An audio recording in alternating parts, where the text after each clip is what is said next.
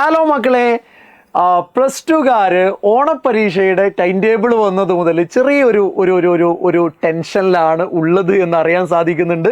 കാരണം അതുമായി ബന്ധപ്പെട്ട ഒരുപാട് സംശയങ്ങളും ഒരുപാട് കൺഫ്യൂഷൻസും ഒരുപാട് ടെൻഷൻസും മെസ്സേജിലൂടെ നിങ്ങൾ നമ്മളുമായിട്ട് കമ്മ്യൂണിക്കേറ്റ് ചെയ്യുന്നുണ്ട്. മക്കളെ, ഒരു ടെൻഷൻ്റെ ആവശ്യമില്ല. ഇനിയുള്ള ദിവസങ്ങൾ നന്നായിട്ട് യൂസ് ചെയ്ത് കഴിഞ്ഞാൽ കെമിസ്ട്രിയെ സംബന്ധിച്ചിടത്തോളം നമുക്ക് ഫുൾ മാർക്കിലേക്ക് അല്ലെങ്കിൽ A+ എത്തുക എന്നുള്ളത് ഒരു ബുദ്ധിമുട്ടേറിയ കാര്യമല്ല.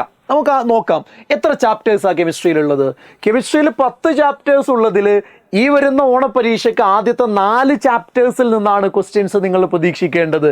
പിന്നെ ഒരു കാര്യം നിങ്ങൾ ഓർക്കുക, കേരളത്തിലുള്ള എല്ലാ സ്കൂളുകളിലും യൂണിഫോം ആയിട്ട് ഒരു ക്വസ്റ്റ്യൻ പേപ്പർ വെച്ച് നടത്തുന്ന ഒരു എക്സാമിനേഷൻ അല്ല. അപ്പോൾ ചില സ്കൂളിൽ ചിലപ്പോൾ ഈ 4 കംപ്ലീറ്റ് ആയിട്ടില്ലെങ്കിൽ എവിടെ വരെയാണോ എടുത്തത് അത് ബേസ് ചെയ്തിട്ടുള്ള ഓണം എക്സാം ആണ് നടക്കാൻ വേണ്ടി പോകുന്നത്.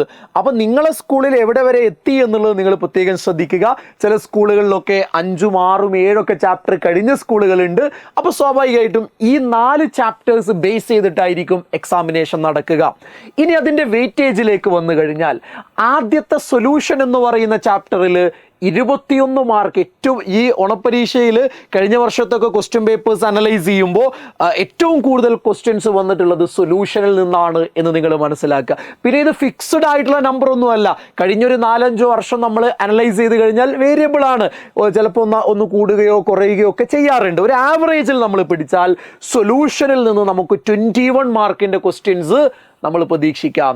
സെക്കൻഡ് ചാപ്റ്റർ നിങ്ങൾക്കറിയാം, സൊല്യൂഷനേക്കാൾ കമ്പാരിറ്റീവ്ലി ഒന്നുകൂടെ നമ്മൾ സമയം സ്പെൻഡ് ചെയ്യേണ്ട, ചില കുട്ടികൾക്കൊക്കെ വളരെ ടഫായിട്ട് ഫീൽ ചെയ്യുന്നൊരു ചാപ്റ്ററാണ് ഇലക്ട്രോ കെമിസ്ട്രി. അതിൽ നിന്ന് 19 മാർക്കിൻ്റെ ക്വസ്റ്റ്യൻസ് ആണ്. കെമിക്കൽ കൈനറ്റിക്സ് ഈസി ചാപ്റ്റർ ആണ് അല്ലേ, അത് 20 മാർക്കിന് അവിടുന്ന് ക്വസ്റ്റ്യൻസ് വരുന്നുണ്ട്. D&F സിമ്പിൾ ആയിട്ടുള്ള കുറേ തിയറീസ് കൂടുതൽ ഡിസ്കസ് ചെയ്യുന്ന D&Fൽ നിന്ന് 18 മാർക്കിൻ്റെ ക്വസ്റ്റ്യൻസ് ആണ് വരുന്നത്.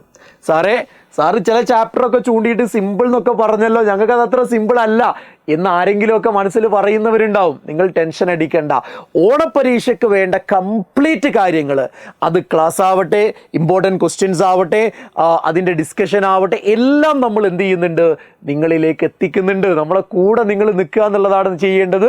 നിങ്ങളുടെ കൂടെ സ്ട്രോങ് ആയിട്ട് ഞാനുണ്ട്. കെമിസ്ട്രിയുടെ കാര്യത്തിൽ നിങ്ങൾ ഒരു ടെൻഷനും അടിക്കേണ്ട കാര്യമില്ല. ഇനി ക്വസ്റ്റ്യൻ പാറ്റേണിലേക്ക് നമ്മളൊന്ന് പോയി കഴിഞ്ഞാൽ നിങ്ങൾക്ക് അറിയുന്നതാണ്, എന്നാലും ഞാനൊന്ന് പറയാം. 4 സെഷൻസ് ആയിട്ടാണ് നമുക്ക് ക്വസ്റ്റ്യൻസ് ഉള്ളത് അല്ലേ.